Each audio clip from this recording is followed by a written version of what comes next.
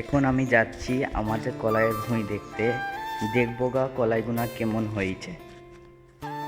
আর এমনি সইষি প্রায় হয়ে উঠেছে, এবার সইষি মনে হচ্ছে কাটতে হবে।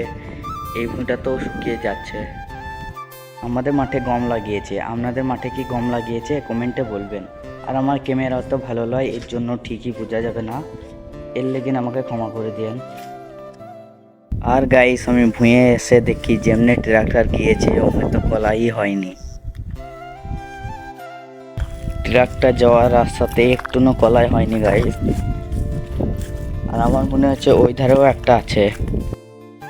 হ্যাঁ আমি ঠিক ধরেছিলাম, ওই পাশে একটা আছে এই পাশে একটা আছে, দুই পাশে দুটো লিক আছে আর দুটোতেই কলাই হয়নি।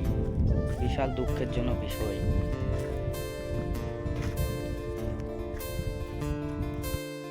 তো গাইস এখনকার লেগেন এতটাই, আবার পরের ভিডিওয় দেখা হবে।